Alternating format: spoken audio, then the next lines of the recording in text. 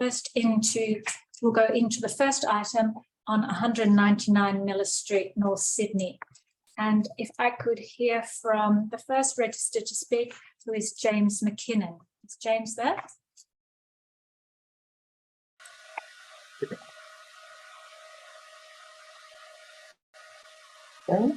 Is James McKinnon there today? I'm sorry, I can't hear anything here.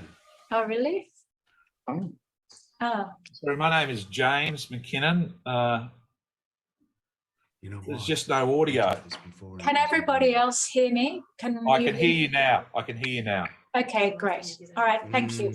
So, James, you have 3 minutes to address the panel. Oh, just one moment. Sorry, I didn't realise I was on. Just let me prepare. Thank you. Look, I'm an owner resident for some 12 years at 79 to 81 Berry Street, known as the Alexandra Apartments, formerly known as Beaumont Apartments. Our building is situated diagonal to the Rag and Famish at a distance of around 90 metres. My concerns are twofold regarding DA 398/21. Firstly, maintaining architectural integrity of the proposed new additions, and secondly, controlling excessive noise levels. With regard to point one, as I look at the proposed development plans, the new structure appears big and bulky, changing the roof line dramatically from the Miller and Berry Street vantage points, and as such would alter the current unique heritage significance of the building, in my opinion. While a new statement of heritage impact exists for the current DA and does acknowledge its heritage significance, I would refer to aspects and comments related to the previous DA 1721, now withdrawn, where the heritage aspect was all but dismissed. In a submission from the National Trust authored by David Burton, Director of Conservation, regarding the aforementioned DA, he states, indeed, the conclusion, page 36, to the heritage impact statement notes that the site is considered to be a minor landmark in North Sydney, maintaining a prominent and traditional corner location. He went on to say the introduction of a modern element of such scale into its roofscape will reduce the impact of this clarity by altering the character of the building from multiple vantage points. The heritage impact statement was clearly at odds with the New South Wales Office of Heritage and Environment, who state the property 199 Miller Street, Rag and Famish, represents significant heritage value to the state of New South Wales. Therefore, I would suggest DA 398/21, if approved, the DA be reviewed by a truly independent heritage architect, possibly under the guidance of the New South Wales Office of Heritage and Environment. Further, as a condition of consent, if approved, a heritage architect be engaged to oversee all aspects of the new works as per the original consent conditions in 2009 for DA 370/08. With regard point two, I refer to the original consent conditions of DA 370/08, specifically with regard the council assessment for the restriction on use of the roof terrace area. It stated, no amplified sound, music or entertainment of any form and the like shall be located on the roof terrace area, and no more than 60 persons at any one point in time be permitted to occupy the rooftop area. The council assessment for the current DA concurs with the previous, but recommends increasing numbers to 110 from 60 to occupy the rooftop at any one point in time. This, I believe, would only increase the likelihood of the disturbance to the neighbouring residents, and I would ask that numbers are restricted to 60 as per the previous consent in 2009, and that the management plan by the owners reflect how this will be achieved on a day-to-day basis. I thank you for allowing me to speak. Thank you, Mr. McKinnon. Our next speaker registered is Jeffrey Smith. Jeffrey there? Yep, I'm here. Thank you. If I've unmuted, then all is good. I was going to say what James said, but I'll touch on slightly different things. For me, I'm a resident of the Miller, which is 221 Miller Street. So I'm about 150 metres up the road from the Rag. I already have double glazed windows, which are pretty good. But even with double glazed windows, the music from the RAG on the weekends, is still noticeable. I won't say that it's disturbing, but it is noticeable right now. So my concern is that with an expanded venue for live music, and in particular a venue that is not in any way enclosed, it's an open air thing on the roof, that this is only going to be significantly worse. And that would be a bad thing for all of the residents who are endeavouring to sleep. As it currently stands, I don't have a lot of instances, but certainly regular instances of rowdies walking up the road from the RAG as it closes. And I can only picture that with an expanded music venue and more opportunity, if you like, for later nights with an expanded music venue, that rowdies walking up the street is going to be an increasing issue for any of the residents in the area at all. So that last point kind of touches on extended trading. And my reading of the documents looks like there's no extension to the trading, but in practice, I don't believe that the Rag and Famish is, in fact, operating as a music venue until 2 a.m. So if I understand correctly, the opportunity is for lots of people to be emptying out of the place at 2 a.m. 7 days a week. And if that's the case, I can only say that that is the last thing that I want to be listening to at 2 o'clock in the morning.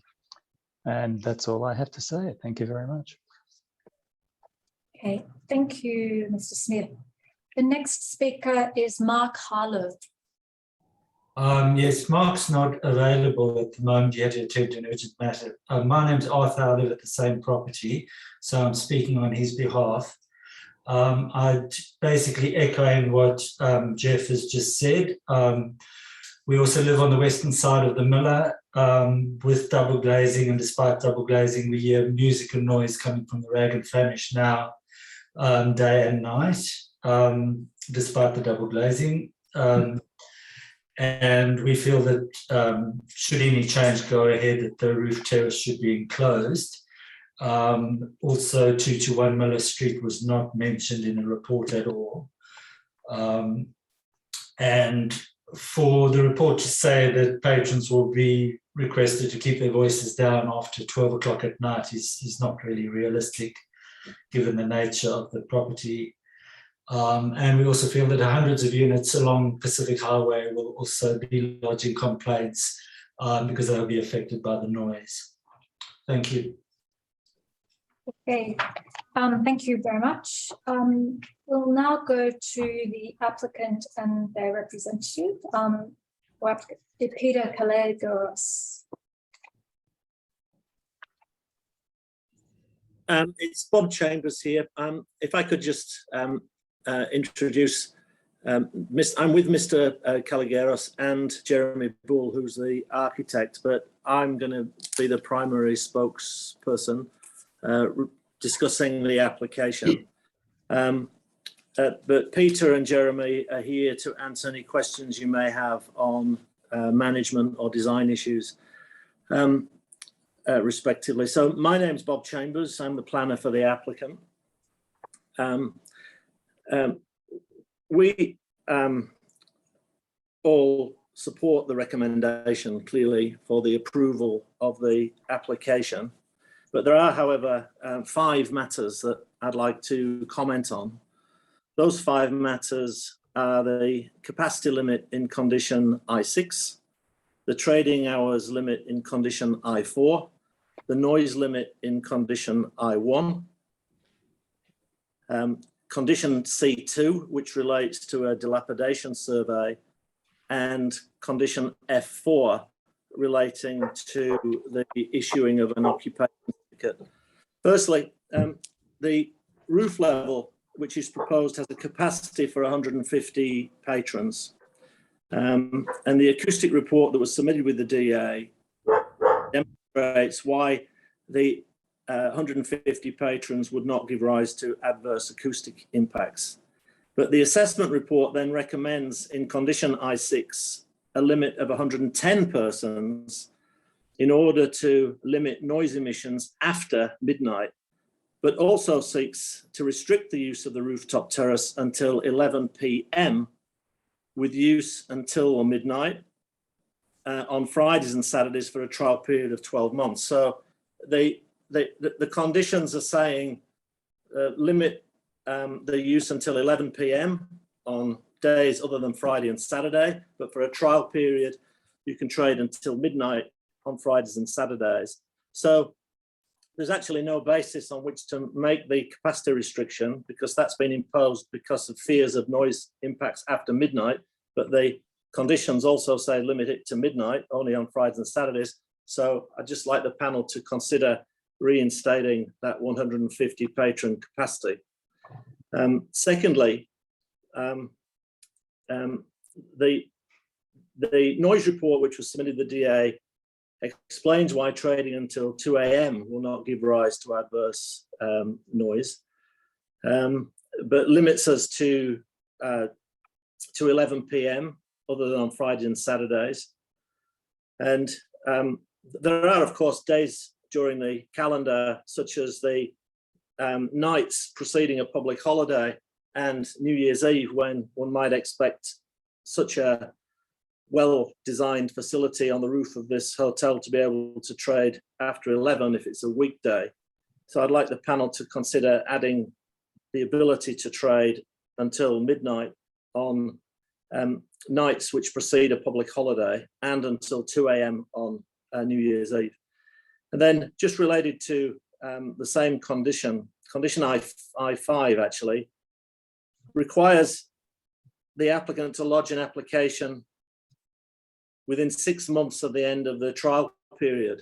In order for the trial period to be tested, it really needs to go for longer than the 6 months. So I'd ask the panel to consider saying 10 months of trial period before the section 455 is lodged. And then the trial period should be allowed to continue until such time as that section 455 is finally determined. That would be a more traditional way of dealing with a trial period renewal via a section 455. Thirdly, the condition I2 says no amplified sound or entertainment on the rooftop terrace, although condition C13 requires compliance with the acoustic report, which allows for compliant music on the rooftop terrace. And although condition C12 requires compliance with the standard liquor and gaming noise control, which limits noise to 5 dB increase before midnight when assessed at the boundary of any affected residence. So in that regard, I'd like to refer the panel to page 20 of the assessment report, where it quotes from the acoustic report and recommends limitations on the noise emissions, and says that the recommendations can form a condition of consent, but then says it's further recommended to restrict the use of the rooftop bar with no amplified sound, music or entertainment of any form. So on the one hand, it says compliance with the acoustic report and the conditions therein, which allow music, and then says you can't have music. So it's just unclear why there should be such a limit as the limit in condition I2 on music. And I would draw the panel's attention to the fact that the site's in a B3 zone in which residential accommodation is prohibited, and is therefore an appropriate location for an alfresco area with background music playing. And the panel's probably aware that there's now a standard clause in every LEP, including North Sydney LEP, clause 520, which contains standards for playing and performing music that cannot be used to refuse consent. They include music played which is amplified, and clearly the intent of clause 520 is to allow music to be played on licensed premises. The panel will also probably be aware that the Rag and Famish is very close to the Ward Street precinct, which is intended to be an 18-hour entertainment venue with rooftop terraces, and there's a rooftop terrace above the metro station. And so rooftop terraces are not out of place in this location, and they just need to have some reasonable flexibility of use.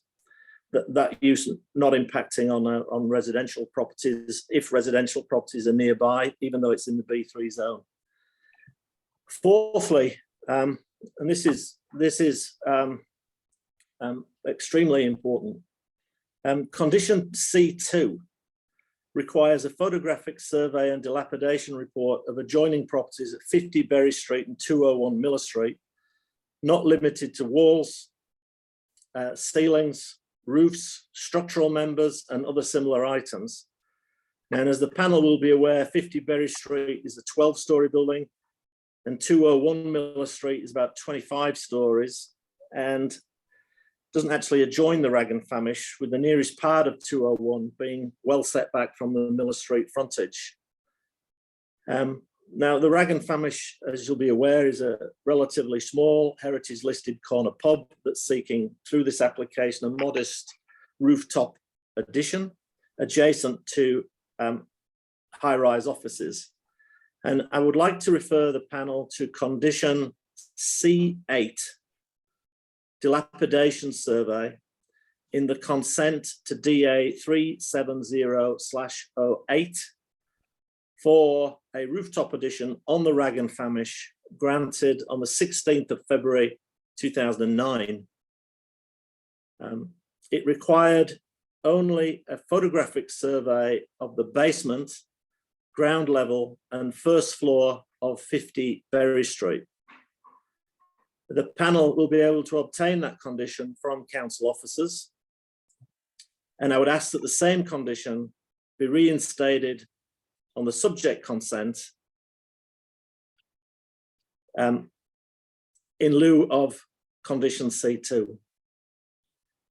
But for the very significant and unreasonably broader scope of the dilapidation survey work, the two conditions are otherwise the same.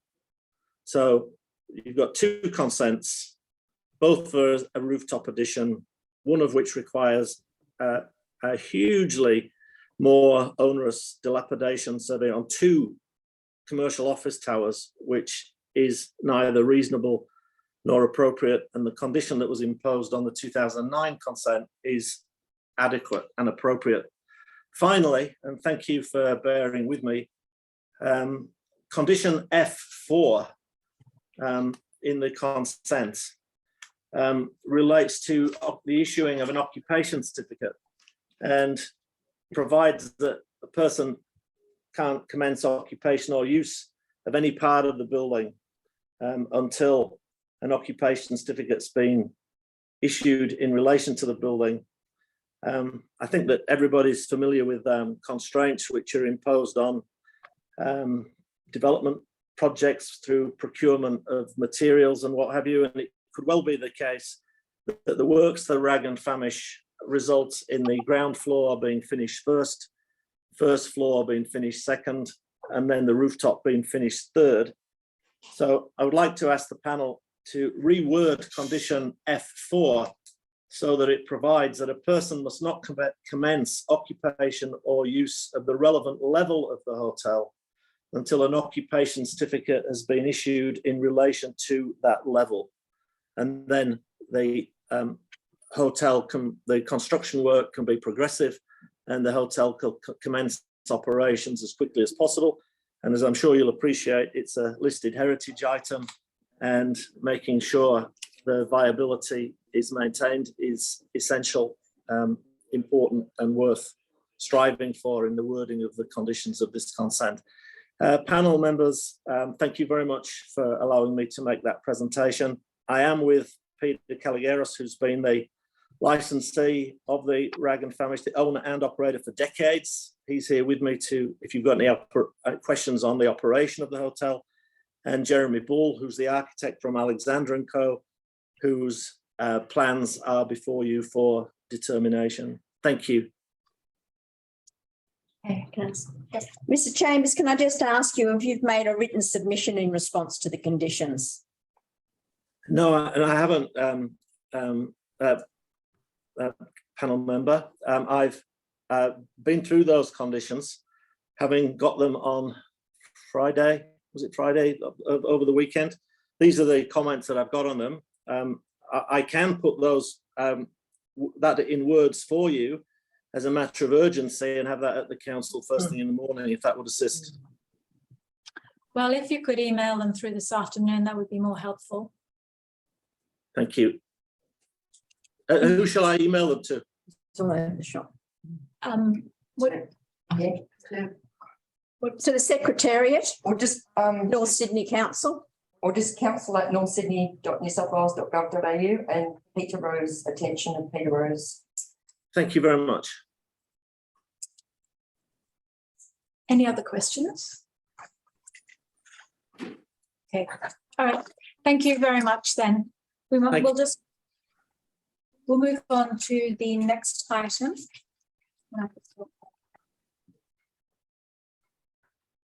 The next item is 1 Warung Street, McMahon's Point.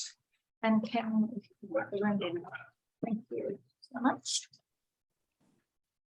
And the first speaker registered is Tony Moody. Chair and panel members, my name is Tony Moody. I'm a consultant planner. I was requested by the owners and residents of 3 Warung Street to provide my opinion on the proposed development. You will note that 3 Warung Street is a heritage item immediately adjoining the proposed development site. The existing building, some could say, is an intrusive building, being harking back to the 1960s, 1970s red brick. The council heritage officer describes it as uncharacteristic. I do not raise objection to the proposed palette of colours and materials, but as correctly noted by council's heritage officer and planning department, this is not about colours and palettes and external finishes. This is about height, bulk and scale. And my respectful view is that where you have a building already intrusive or uncharacteristic, you do not favourably consider with respect any development which increases the height, bulk and scale, particularly on the streetscape and particularly next door to my client's heritage item. The council's heritage officer speaks of the development as a refreshment and an upgrade of the building, but raises strong concern with the continuing features of the proposed development which are uncharacteristic. You have the objections from the design excellence panel of your council. I don't need to say that. I don't need to restate those. In terms of excavation, there is excavation up to and in very close proximity to my client's common boundary. No investigations have been made of the subsurface conditions of my client's heritage item. And as you are all keenly aware, heritage items have a much greater sensitivity. There are, in the words of council's planning department, substantive issues about excavation.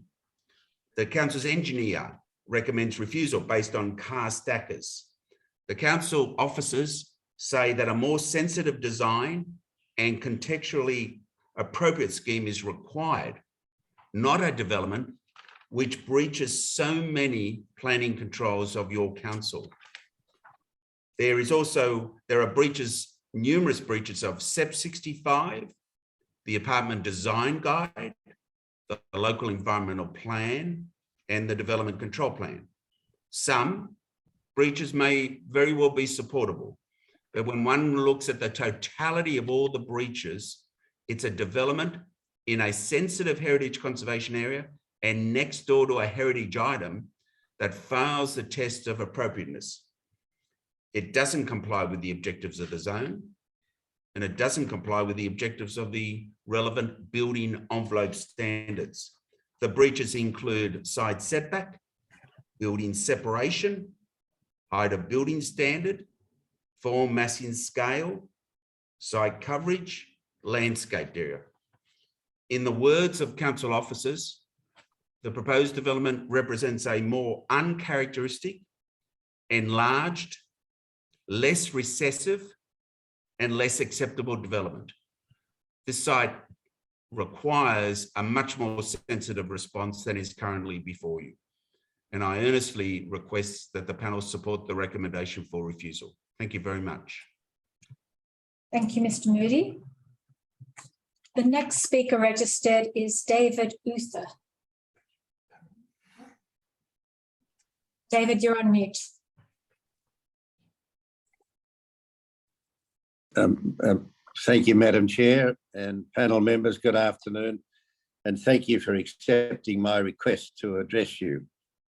My name is David Uther, and with my wife Pam of 57 years, we reside at number 3 Warrung Street, McMahon's Point, and have lived continuously in this home for approximately 28 years. Our home is heritage listed. It is in a heritage area. It has, as far as we can ascertain, had 6 owners in its 140 years history, including Sir John Sulman, who lived here for 60 years.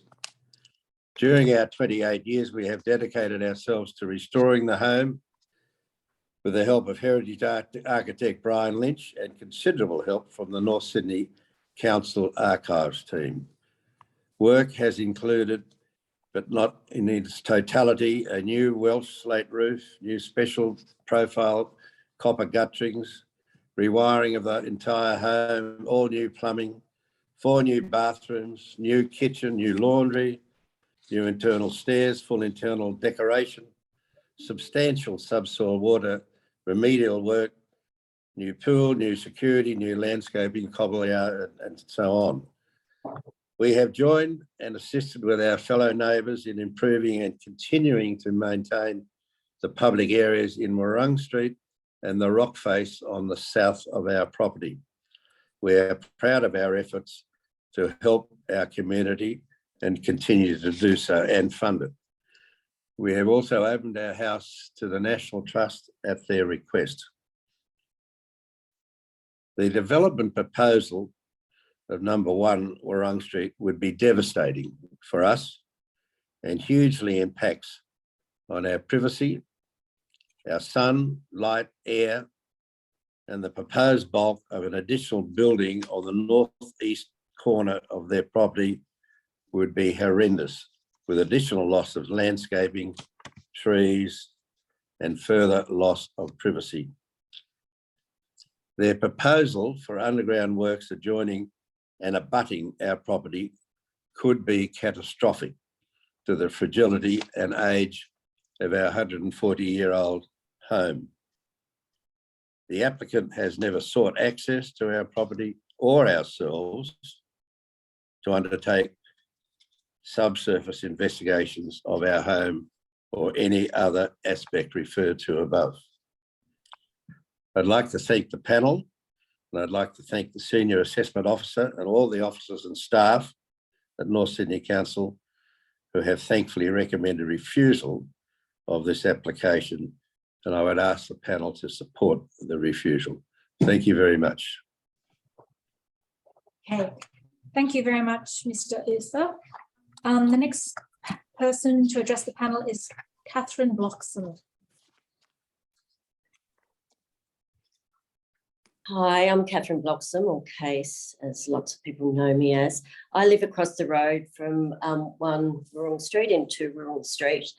And I agree with everything that's already been stated, but also the height for us is the major issue because it will impede on our view of the bridge substantially. So at the moment we can see the pylon, and if the new building goes in, we won't see any of the pylon. We will still be able to see the arch, but we won't be able to see any of the pylon at all, which iconic view. And at the moment it's absolutely beautiful with vivid happening, so it's quite timely. Further with the height, they're going to go higher than with the old part of the building, and that blocks our view of the city lights and the city view. So that's our major concern. So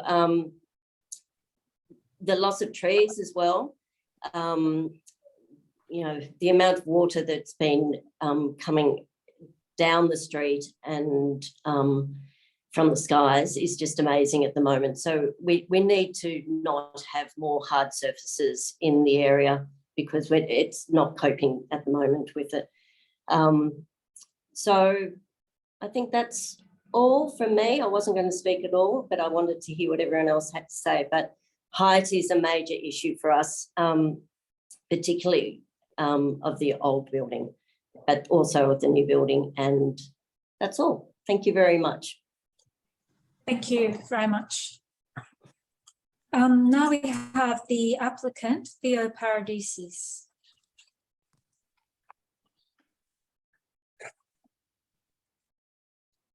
We have Theo there. I think you may be on mute.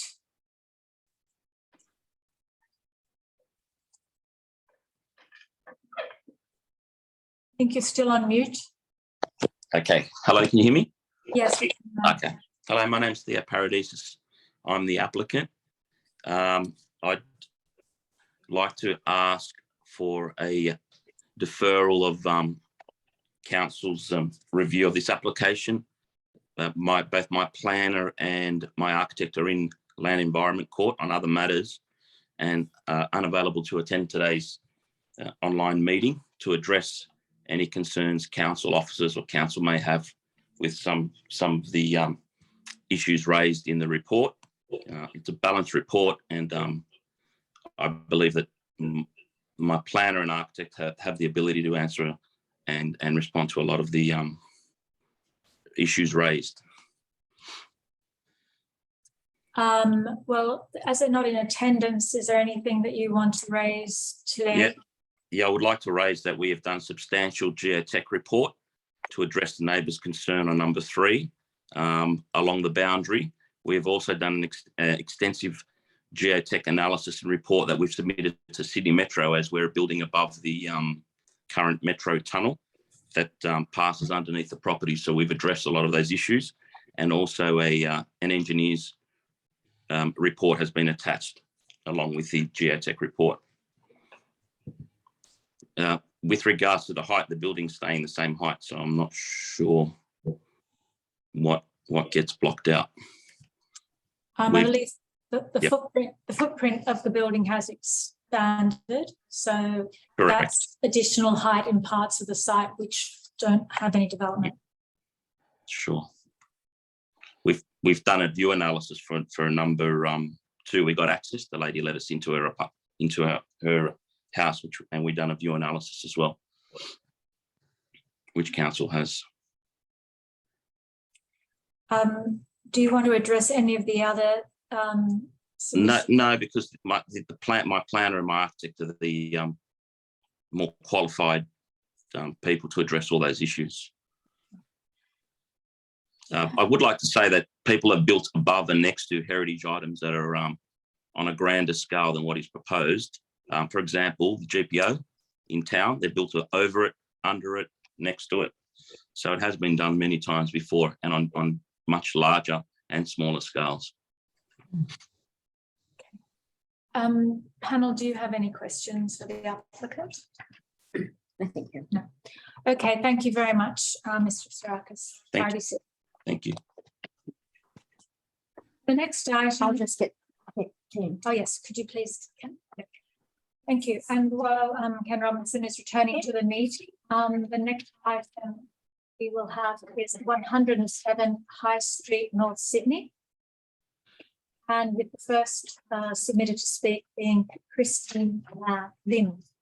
Sorry, Christine Lim. Unmute my, can you hear me? Yes, we can. Thank you. Thank you for allowing me to address the panel. My name is Christina Lim, and my family and I reside at 98 and 98A High Street, directly opposite the proposed redevelopment. We've enjoyed living here for the past 20 years and intend to do so for the next 20, hopefully. One of the major factors which contribute to this enjoyment is undoubtedly our current view of the Sydney Harbour Bridge, as well as the city skyline. I'm therefore here today to reiterate my objection to DA 218/21.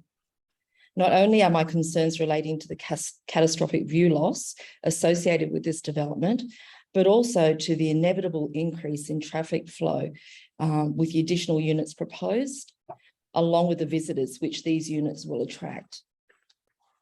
Street parking is already at limited capacity, and this redevelopment will inevitably put further pressure on our narrow street. This is definitely felt, especially on the weekends where there is no limit on the hours parked. The size of the development is also an issue. Not only do I feel it does not conform to the current aesthetic of the street, but I believe it will also have an overshadowing effect, especially in the afternoons. I'm certainly not opposed to new developments. However, I can't support the current iteration of this development proposal. And I therefore agree with Annalise Carlson in refusing the application. So it's short, sweet, but basically, thank you for giving me the opportunity to speak. Thank you. I'd like to hear from Carol Baker now, if Carol is there. Yep. Yes, I'm here. Good afternoon, and thank you for the opportunity to address you on this DA. My husband and I are the owners of the duplex at 96 High Street, next door to Christina. We acknowledge and agree with the detailed assessment report prepared by Annalise Carlson, and we support the recommendation in the report. However, we wish to make the following additional submissions. Firstly, for clarification, the views from Unit 2 at 96 are obtained from both a standing and a sitting position, including the views of the Harbour Bridge, the city skyline, obtained from the living room. The assessment report acknowledges the views obtained from a standing position, but it was silent on those obtained when sitting.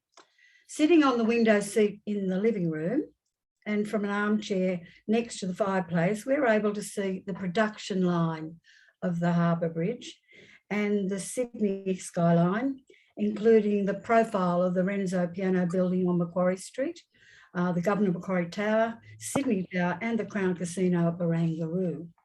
Secondly, we acknowledge that the south-facing front room is a bedroom, but it has dual use. And like many other families in these times of remote work, it also serves as a study with a desk located at the windows from which the iconic views are obtained and enjoyed from that sitting position. It is also where we watch the New Year's Eve fireworks from. We highly value the views from Unit 2 and agree with those conclusions of the assessment report that the proposed development will result in a devastating loss of view for the upper level unit of our property. It is clear that a more skillful design would not result in a level of non-compliances with the planning controls, nor the devastating loss of views and significant adverse amenity impacts on neighbouring properties and the streetscape. So, we strongly support the conclusion of the independent heritage consultant and design excellence panel. The demolition of the existing building cannot be supported in circumstances in which the proposed replacement fails to contribute to the improvement and enhancement of the character of the conservation area and the streetscape more generally. The proposed development is just too greedy.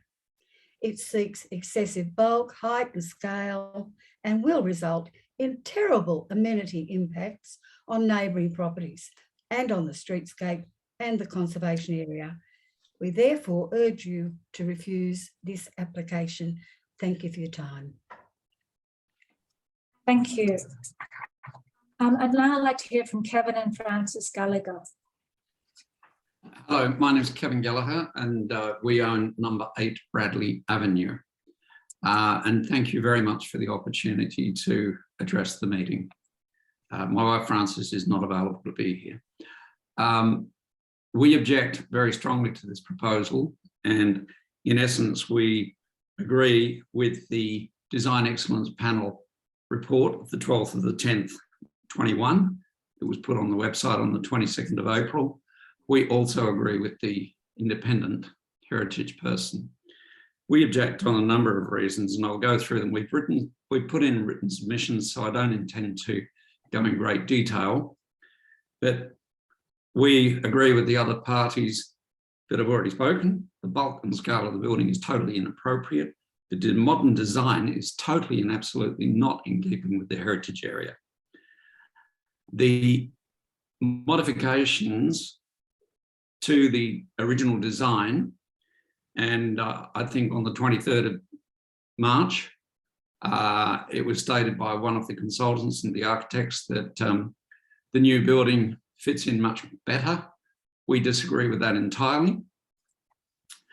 As far as we're concerned, on the southern side of the building, the flat roof and the vertical scale of the building will impact our garden and the rear of our building. We use that garden. Mayo architects say, oh, number 4 will get 2 hours of sunlight in winter. Well, we get a lot more than that now, and we certainly don't want to lose it. The flat roof will make the building seem closer and taller. At the moment, it's got a pitched roof and chimney. The design is totally out of keeping with the characteristics of the area. There is significant greenery between our place and that building, and there is a large amount of greenery at the eastern end of the building, which will disappear, which will then expose us to other buildings in High Street. It'll dominate our building, and it will also dominate 4, 6, 8 and 10 Bradley Avenue, and it will decrease the amenity of all of the apartments. There are 4 apartments in each of those buildings. There has been no consideration of how this building will look from our property. There is a photo of the building from the park.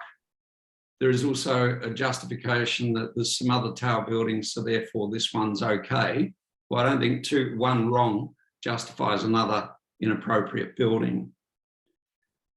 The verandas on the building, every unit in that block will have a veranda. Each of those verandas will be used. They will have visitors who will generate significant noise. All of those verandas overlook our property and the other properties to the south. At the moment, we have a very private garden and we will lose it.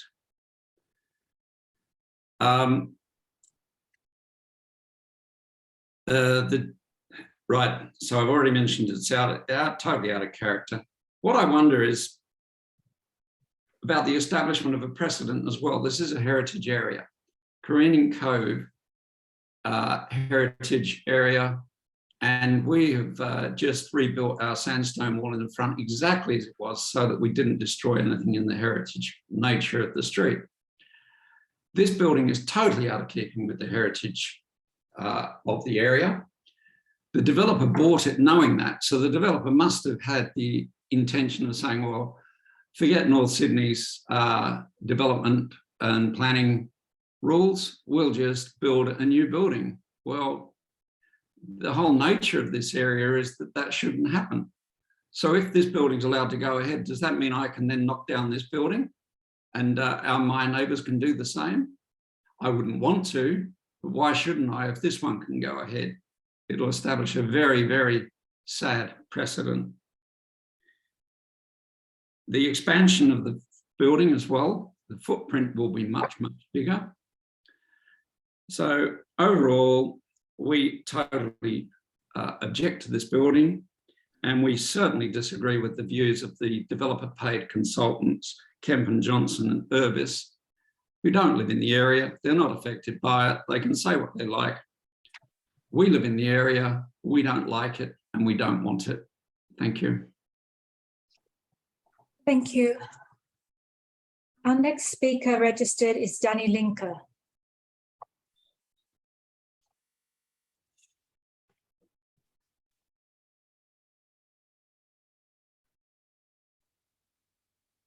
You're on mute at the top left. Trying to unmute. They're still on mute, unfortunately.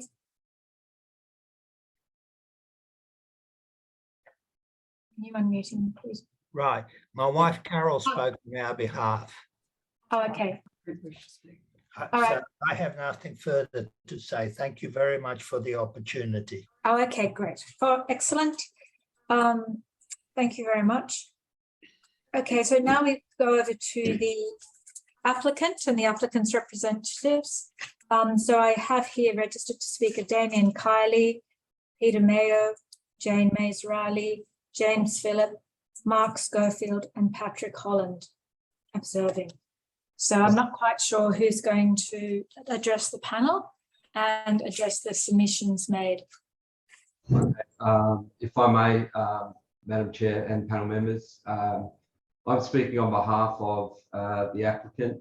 My name is Damien Kiley, and I won't take too much of the panel's time, but would rather let our experts in planning, heritage design, and view sharing speak to their respective disciplines. I make, however, the following remarks, and they're only points of clarification from Council's report to the panel, namely objections. There are 16 as independent, not 19.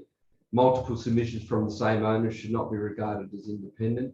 My second point is that the chronology lacks particular details important to the panel's review of the proposal, namely the AK planning issues paper, or as noted, the preliminary assessment received on the 3rd of February was actually dated the 16th of December.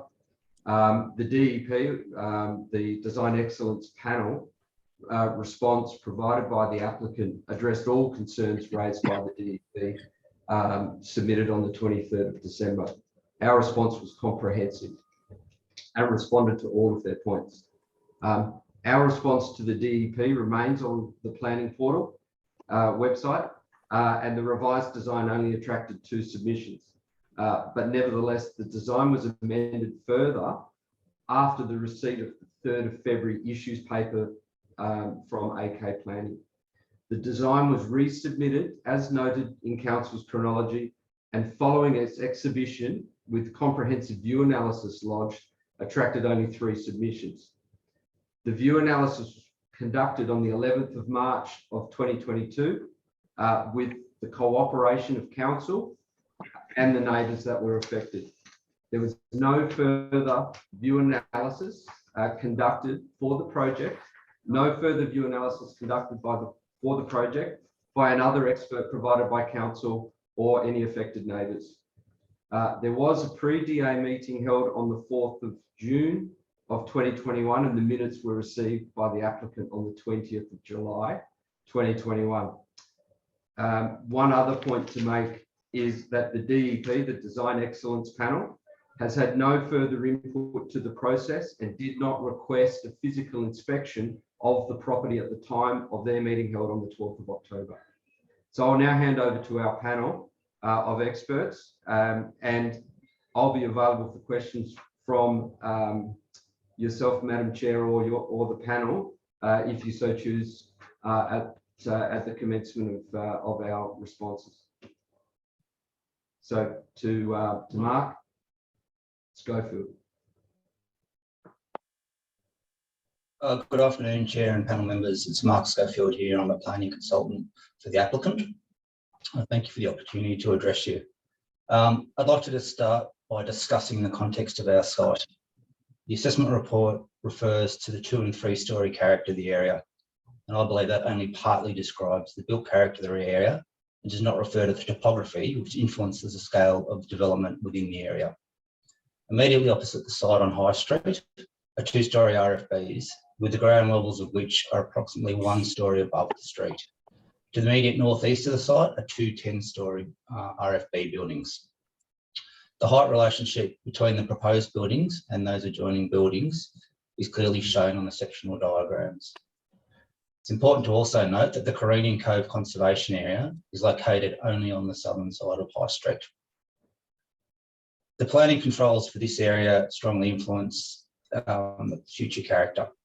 The site and the adjoining properties to the east and west are zoned R4 and have a 12-metre height control, whilst the adjoining properties to the north and south are zoned R3 and have an 8.5-metre height control. The control framework therefore permits and anticipates variation in development form in the area. It's also important to note the size of our site. Our site's very large relative to others in the area. That's an existing condition. So any development on it by its nature will be slightly different in form to those on the surrounding sites. That relationship currently exists with the building on site. In terms of compliance, the North Sydney Planning Framework has 3 key envelope controls, being the LEP height control and the DCP building height plane and landscape area controls. The building complies with the maximum building height control. The maximum height of our building is only reached at one point, being the lift overrun, with the remaining parts of the building being lower than the 12 metres, with the main ridge line being 11.25 metres, so 0.75 metres below that permitted. The lower height of the main ridge line is a result of the skillful design of the upper level. The building height plane control is, in my view, a key control in the North Sydney area, as it controls bulk and scale and preserves amenity of existing dwellings and amenity of future dwellings. The proposed development complies with the building control height plane control at all of its boundaries. Of particular note is the southern boundary. The DCC setback is shown in blue on the sectional diagrams, and you will note that the building sits well below the height plane at all points. This stepped arrangement has been done to protect the solar access of the properties to the south. The landscape area control is also contained in Council's DCP. In our view, we comply with that landscape area control. Council has, in their assessment, determined that the retaining wall and access stairs should be excluded from the analysis and is calculated at 21 square metre shortfall. The retaining wall and stairs that are at contention are integrated features within the large southern landscape area and increase its functionality and amenity rather than detracting from it. Importantly, the overall landscape scheme results in a substantial improvement in the character of the site. Increases the landscape area on the site from current 30% to 40%. It provides new landscaping along the southern, western and street boundaries. And it also creates a large consolidated area on the southern boundary. The southern landscape area is significant because it will improve our relationship with the adjoining properties to the south. That area currently contains driveways, garages and a unit. So the landscape area will require removal of those, improving our relationship to those adjoining properties. The application seeks to demolish the existing building. Council's independent heritage expert has supported that demolition, subject to there being suitable replacement building. The assessment report notes that design panel does not support the demolition of the building, and that inadequate justification has been provided to them in relation to the demolition. With greatest respect, in our view, it's not the role of the design panel to consider the appropriateness or otherwise of the demolition of the building, but rather they should be considering the design of the new building. Setting that aside, we're not aware what information was provided to the panel for their information, but the application at that time included a detailed heritage impact statement with thorough consideration of all the demolition provisions of the North Sydney DCP, and it also included a separate structural assessment which examined the issues and obstacles that will be encountered in refurbishment of the building. In the assessment report, the assessment officer conducts their own assessment of the demolition despite the recommendation of the heritage officer. I believe that assessment is erroneous, as it states that no additional sustainability outcomes are proposed, such as solar arrays and rainwater harvesting being one of the criteria for demolition. That statement is incorrect, as the building does include a solar array and a rainwater tank. The assessment officer also specifies that the applicant has not provided evidence of alternate design options for adaptation of the building. In our view, that's not a correct interpretation of the control. The control does not require designs to be prepared, but requires that all reasonable alternatives to demolition have been considered. The heritage report, which was submitted with the application, considers those alternatives, including retaining the building in its existing condition, modifying the building to enhance amenity and structural condition, or altering the building to improve its presentation to the public domain. The report concludes that none of those alternative responses will constitute a positive heritage outcome. We strongly disagree with the contention in the report that the amended design does not respond to the concerns of the Design Excellence Panel. The report notes itself that there's been 15 amendments, and those amendments are well detailed and were a considered response to the Design Panel's concerns. It's important to note the design journey that this application has been on. As Damien noted, we started with a pre-DA meeting. There was a substantial redesign of that following Council's comments. We then received an issues letter, and we responded to that through design amendments. There's been another further design amendment recently. It's not the case that this is an applicant seeking to just get what they want. Their willingness to redesign and respond to stakeholders' views has, in my view, been exemplary. In summary, I believe that the proposed development will renew the site by providing contemporary building that is compatible with the characteristics of the conservation area. The proposed building is compliant with the key controls, and the building is therefore as anticipated by the planning framework. Thank you. Thank you. Are there anybody else? Is anybody else speaking? So we've got our heritage consultant to say a few words next. He's actually our peer review consultant, which was James Phillips. James. Just to be mindful of the time, I think we're getting close to the time. If you could just really address the issues in the report or the submissions submitters. Okay. Madam Chair, I'll be very brief.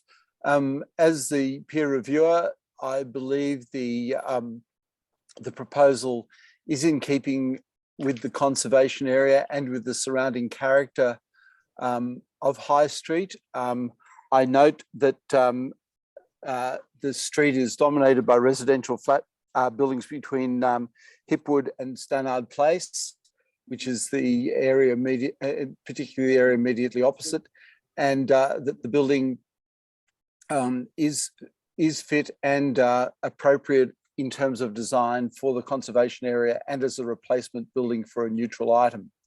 I concur with Council's Heritage Officer in the report pertaining to the removal of the existing building on the site and the construction of a new building. Okay, thank you. Does anyone from the panel have any questions for the applicant? Thank you. No. Okay, thank you very much for your presentation today. We still have our architect to say a few words. Oh, okay, sorry. And also our view analysis expert, who's the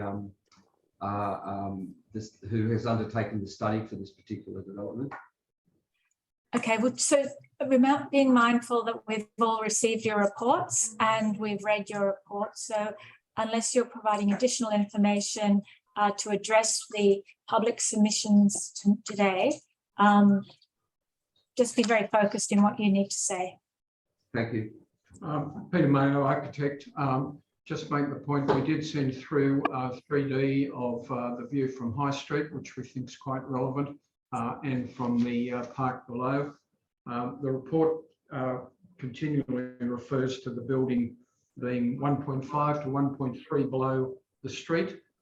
This isn't the design guideline we work to. We work to our actual site and all the controls work off that.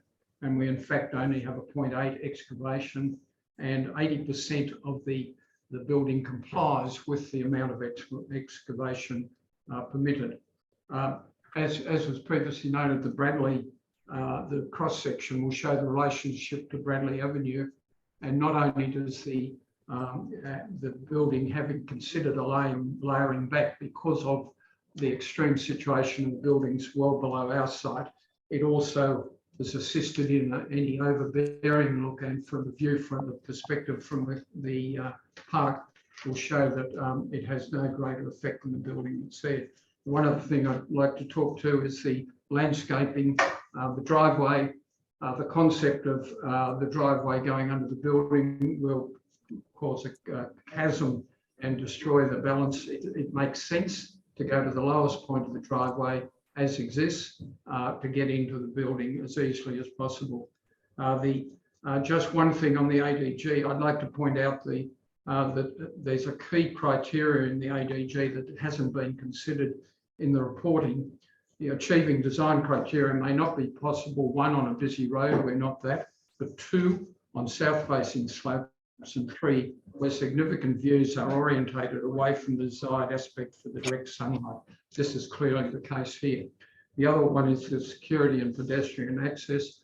The report clearly refers to the wrong design. It's totally inaccurate, and you couldn't get a better security. The building entry does come in off the street. The lift is internal, and there's one security point. The it refers to rooms in the roof and attics. The intention of the DCP controls are a fourth level, and the 36 degree is a concept to set the building back to, so you have 3-story facades and a setback. We believe we have done that quite skillfully.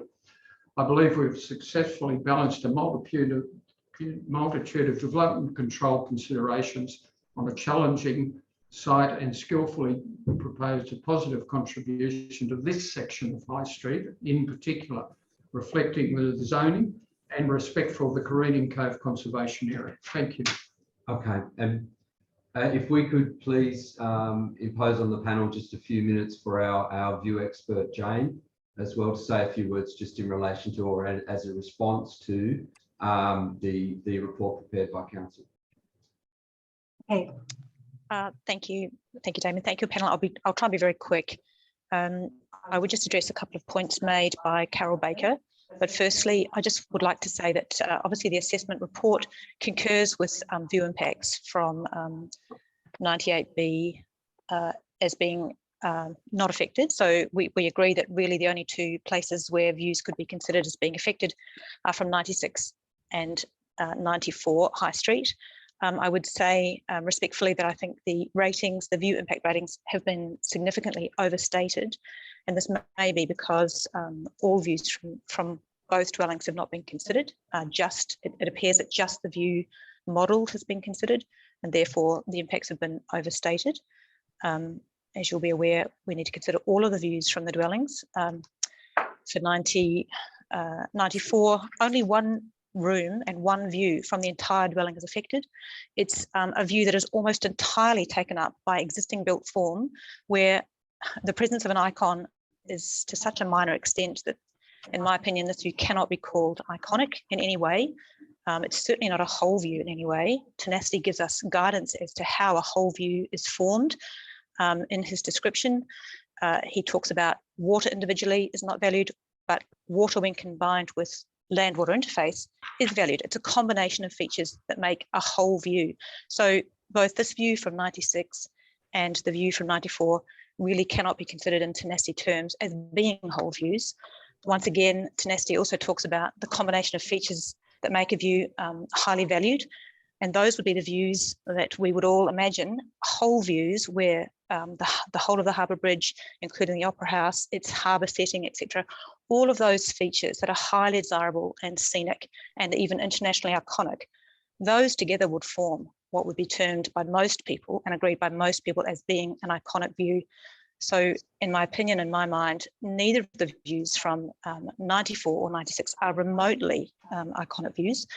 Not to say that they don't include partial views of an icon, the end-on view, I acknowledge that. And to Carol Baker's point, I do actually say at page 23 that the views are available from seated positions as well. So that has been considered. And just once again, going back to the rating that the council, that the assessment officer has used, in Tenacity's own judgment in that matter, he talks about the loss of a magnificent view from 3 out of 4 levels of a dwelling in that case. And notwithstanding all of that loss from every room in the house of a magnificent scenic view, including Manly and water, he only gets to a rating of severe. So I just cannot understand how the view impacts have been rated so highly in this case. And just finally, as to the reasonableness, just echoing the points made by others, for the applicant, the proposal is fully complying. So in step 4, the reasonableness of that view loss, the extent of view loss is already contemplated by those controls. It's anticipated, we're well within the LEP height control.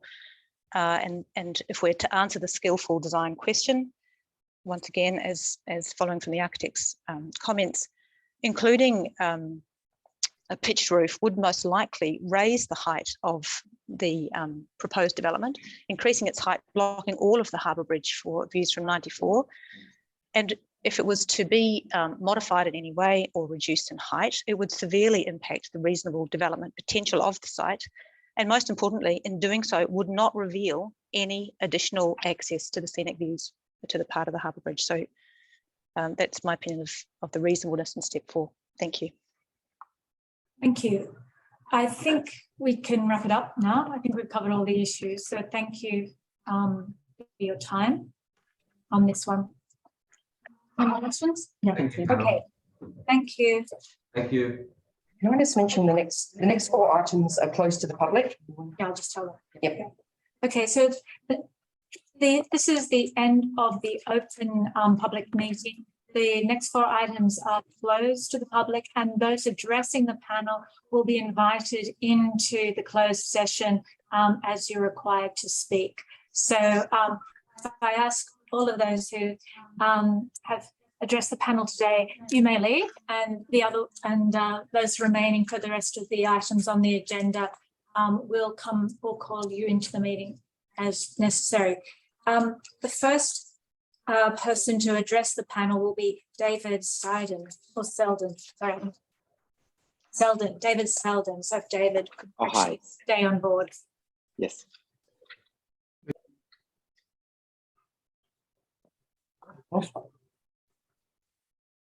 Actually, Jenny Askin will be speaking on behalf of our client for 34 Phillip Street. Oh, okay. Sorry, actually, you're all from the applicant. Okay. So Yes. David, Zara, and Jenny, if you could all stay online there, we can deal with your issues on your modification at 34 Phillip Street, Neutral Bay. Yes. Yes.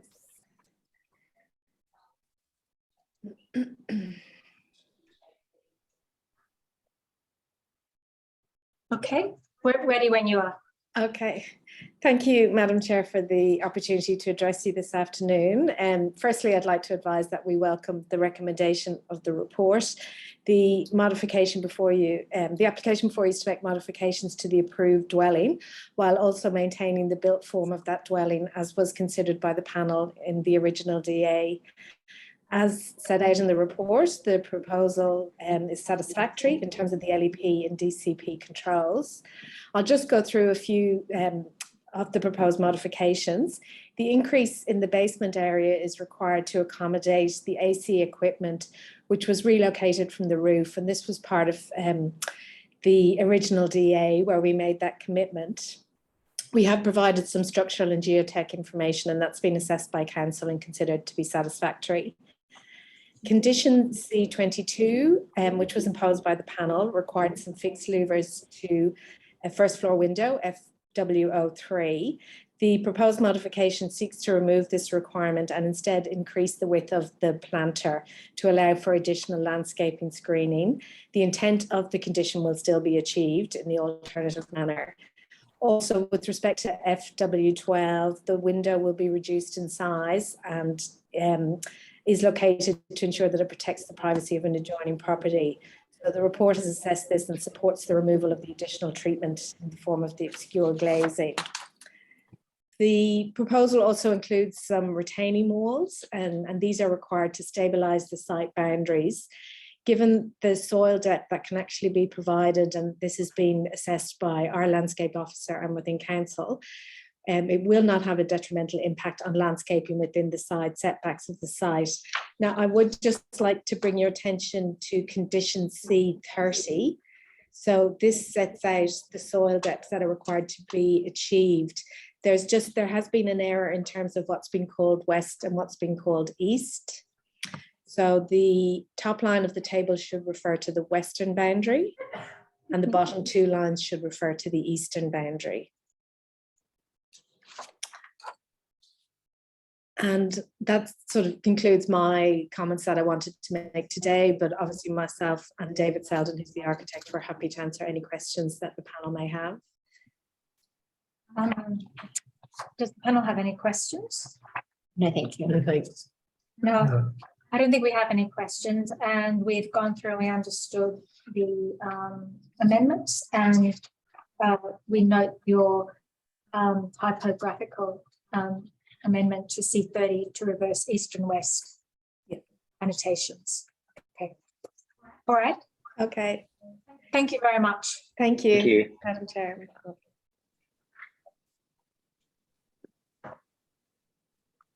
Okay, so the next one is 30 to 34 Grosvenor Street, Neutral Bay. And we only have the applicant, Jeff Bonus, to address the panel. He's just joining now, so I had him in the waiting room, so.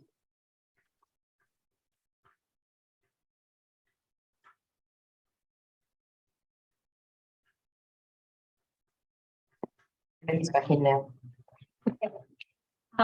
Jeff, are you there? Mr. Bonus?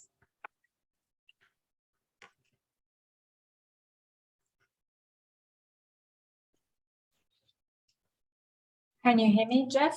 Yeah, sorry, I'm just unmuting and starting my video up. It's just taking a bit of time. Okay, great. All right, so I've seen the council officer's report, and do you have any issues or that you'd like to make, or comments that you'd like to make? Thank you. Thank you, Madam Chairman.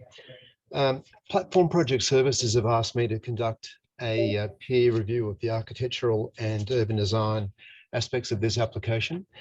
So I've reviewed the original application drawings by Kochi Takata, the section 4.55 application drawings, and the planning report.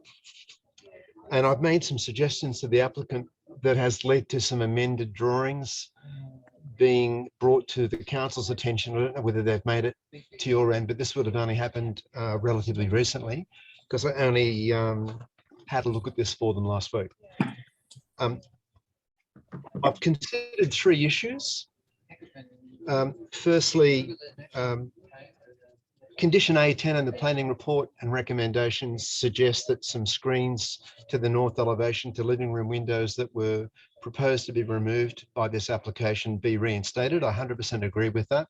They're north facing, and they also provide some control over privacy and amenity for the neighbours that immediately adjoin to the north, because there's an 8-storey building to the north.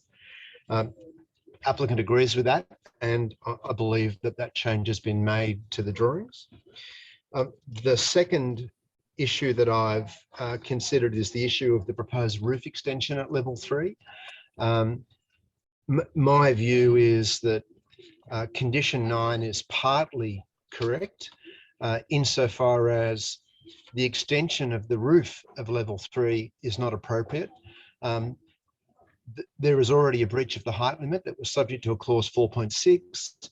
There is a stepping in the building form at the moment as it follows the topography of the site that would be diminished if the roof at level 3 was to be extended. And I've suggested to the applicant, that shouldn't happen, and the applicant has agreed. And I think that modification has been made to the drawings as well. The third matter that I've considered is the communal open space issue. And there I don't agree with the council officer's report and the recommendation that the communal open space be retained as it is. And my reasons are this. The Apartment Design Guide requires 25% of a site area be communal open space. And this is a very blunt instrument. If I have a site that has a floor space ratio of 1:1, I need 25% of the site area to be communal open space. If I have an FSR of 3:1, I still need 25% of the site to be communal open space, even though the population density is 3 times as much. So this is just not appropriate. The draft ADG 2021 recognised this, and while this document no longer has any legs due to the change of minister, it recognised the bluntness of this instrument and proposed some changes. Those changes included 8 square metres of communal open space per dwelling, up to a maximum of 25% of the site area. In this instance, with 9 dwellings, that's 72 square metres. 75 is proposed by the application that's before the panel today, and I think that's appropriate in the circumstances. Further, the draft ADG contained a requirement for communal indoor space, and it's fortunate that this application has some communal indoor space located in a basement that was subject to a previous modification. There's 87 square metres of it. It's space that's suitable for meetings, a gym, a work share space, a library, a reading room, music, film nights, whatever the community of the building may wish to do. And that 75 on the roof plus the 87 is 162 square metres in total. So we're getting relatively close to the 25% that the ADG would require anyway, notwithstanding the fact that I think the ADG requirement is a blunt instrument, and I would rather the assessment of this application be informed by the draft guidelines. But returning to the ADG, because I don't wish to rely upon a document that has no legal foundation at the moment, the ADG in its present form also permits you to approve this reduction in communal open space. The design guidance that's contained in ADG 3D1, which we'll just come to, talks about 25% of the communal open space being located at ground floor level. Clearly, under the current consent, the communal open space is 100% on the roof. So in Objective 3D1, the current consent relies upon the last item in design guidance, which says that where developments are unable to achieve the design criteria, such as in small lots, such as this one, or sites within business zones, and while we're not in a business zone, we're on the edge of one, or in dense urban areas, and I'd suggest that this is a relatively dense urban area, they should provide communal spaces elsewhere, such as a landscape roof terrace or a common room. This application has both. Provide larger balconies or increase private open space for apartments. This application has private open spaces in the form of balconies that are not substantially, but are marginally larger than the minimum required by the ADG, so it complies with that.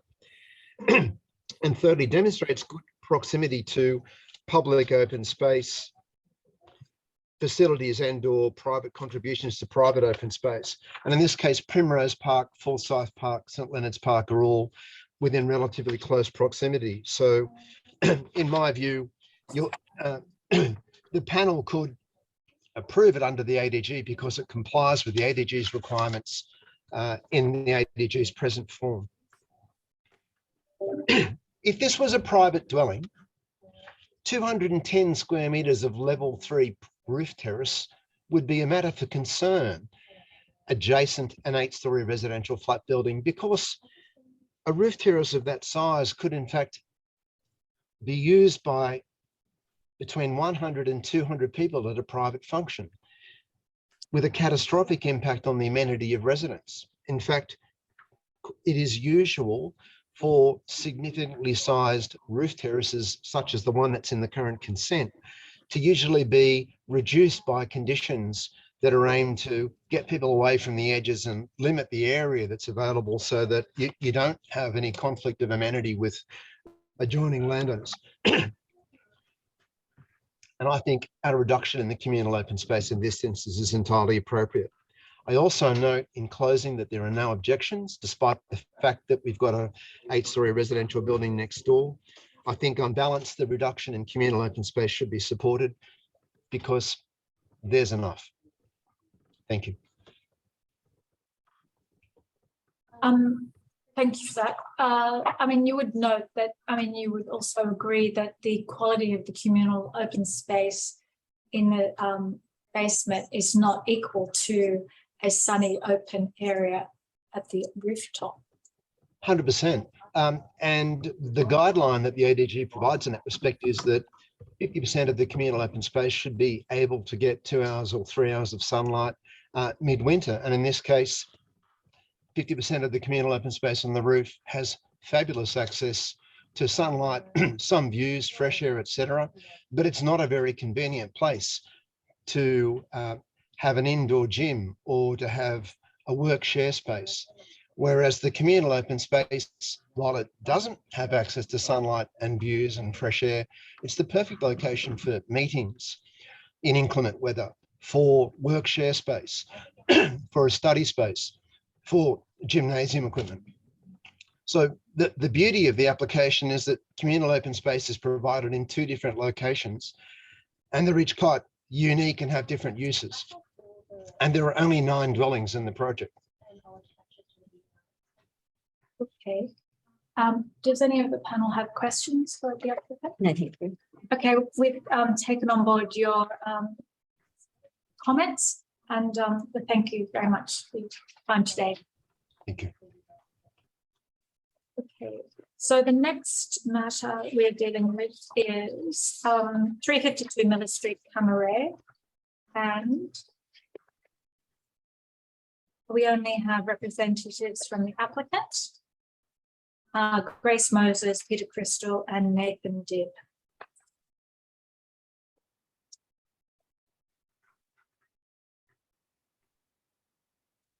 So do we have Grace, Peter, and Nathan in the room now?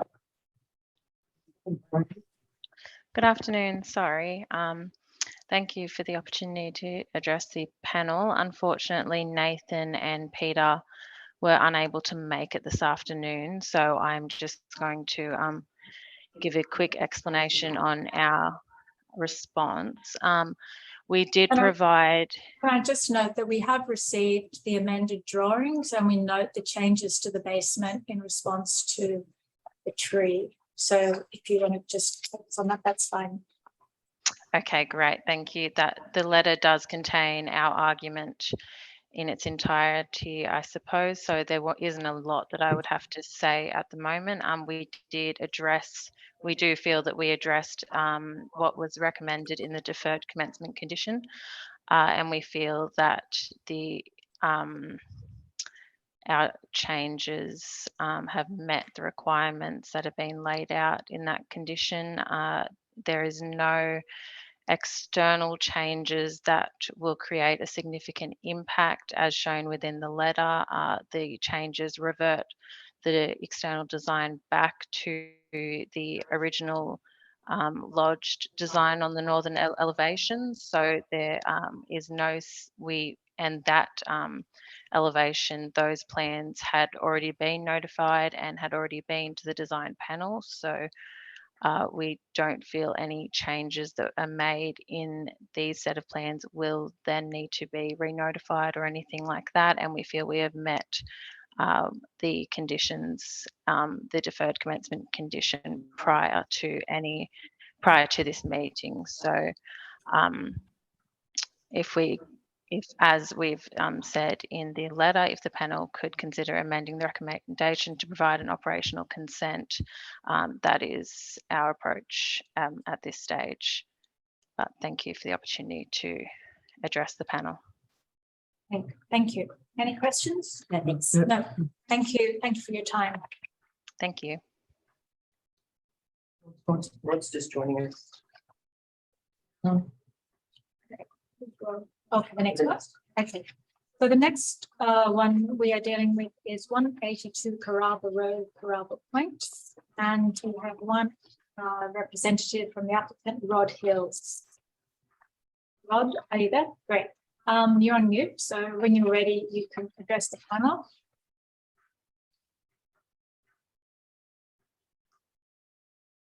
You're still on mute, unfortunately.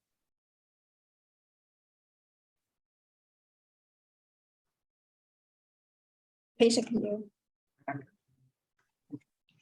Okay. Yeah. Hello, my name's Rod Hills. I'm a project manager and been working with David Rami, the applicant. Unfortunately, he's been operated on today and in hospital, so he's asked me to come along and address anything that you may be concerned about. I've read the report that Mr. Beattie's done. Happy to confirm that we're happy with that.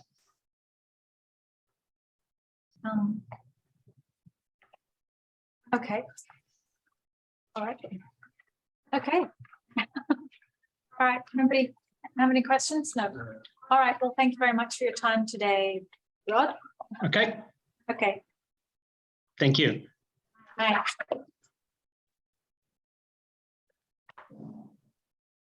Okay, so that brings to a close our public meeting at 3:30.